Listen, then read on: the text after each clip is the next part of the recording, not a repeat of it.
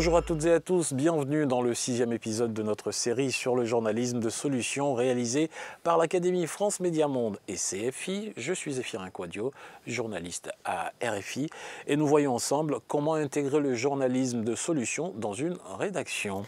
Bonjour, je suis Yann Ali, journaliste à France 24 et je veux bien intégrer le journalisme de solutions dans la rédaction. Mais franchement, je me demande comment faire quand on a une actualité dramatique comme les inondations en Afrique de l'Ouest. On a des correspondants ? Oui, j'ai envoyé notre correspondant à Ouaga. Il est en train de chercher des témoignages de sinistrés qui ont tout perdu. Hier, on a déjà fait le portrait d'une famille. Là, on va essayer de trouver des élèves qui doivent aller à l'école à la nage ou en bateau. C'est déjà une solution, non? Et ça fera de bonnes images. Et avec un peu de chance, ils se feront poursuivre par un crocodile par exemple, non? Toujours le mot pour rire, Zéphirin. Tu as mieux à proposer peut-être? Regarde cet article dans l'Événement, un journal burkinabé repris par le site de Josso, Stop Blabla.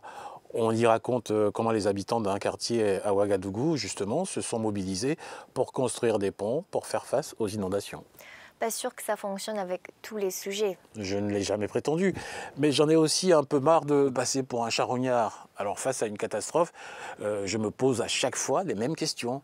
Est-ce qu'on a essayé quelque chose quelque part? Est-ce que ça marche? Est-ce qu'on peut le refaire ailleurs? Et qui met en œuvre les mesures les plus efficaces, par exemple? Ok, mais ce type de raisonnement, ça ne marche pas à tous les coups. Tu fais comment pour traiter un coup d'État? Tu cherches les plus chics, les plus sympas? Le Josso n'est pas toujours soluble dans l'actu, il faut le savoir. Et ce n'est d'ailleurs pas sa vocation, hein. Mais après le coup d'État, les jours suivants, oui, je cherche à voir comment des pays ont pu se sortir de telles situations. Je reste dubitatif quand même. Ton truc, ça peut pas marcher à tous les coups. Aujourd'hui, on a des conflits communautaires, religieux, raciaux à traiter ou des querelles politiques inextricables. Si je suis honnête, je donne la parole aux deux camps, mais je peux pas faire plus. Si, mais il faut changer l'algorithme dans ta tête, celui qui t'incite à faire toujours la même chose. Tu penses faire de ton mieux, mais après ton reportage, la situation va empirer. Il y a une journaliste d'investigation américaine qui a écrit un essai sur ça. Tiens, ça s'appelle « Complicative the Narrative ». Et elle conclut que nous, les journalistes, quand on couvre des zones de conflit, on souffle sur les braises et on conforte les extrêmes. J'ai déjà l'impression d'avoir entendu ça. Vous, les journalistes, vous faites le jeu d'un tel ou d'un tel, on lui donne la parole. Et à la fin, à vouloir éviter les mots qui fâchent, on finit par l'autocensure. Oui, tu as raison. C'est un danger. C'est pour ça que le Josso ne peut pas être un média d'actu, mais être complémentaire de l'info telle qu'elle est, pratiquée, posée, un regard différent.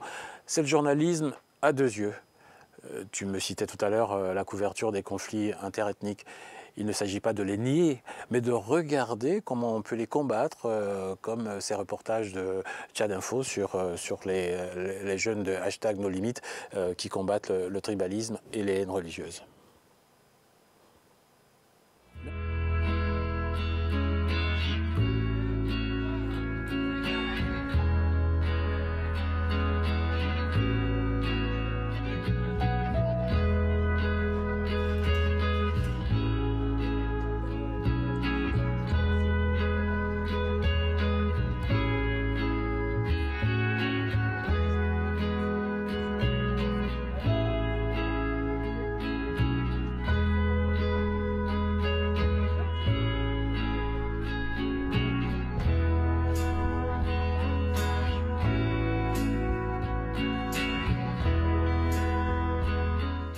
Mais on reviendra plus tard sur ce journalisme de réconciliation.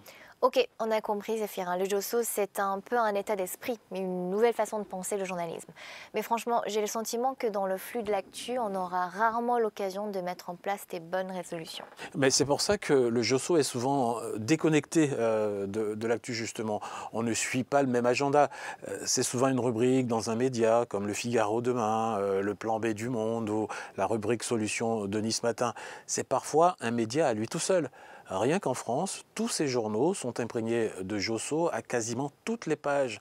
Kaizen, Oui Demain, Sogo, Newsbeck, Erika. Oui, mais nous, on fait de l'image, de la télé, de la vidéo et du web, et du son et de la radio. Il y a aussi des émissions radio ou des podcasts consacrés au Josso.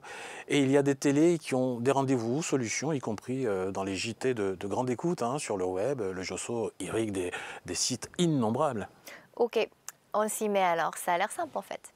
Oui, à condition de suivre la bonne méthode, celle qu'on va commencer à appliquer dans le prochain épisode.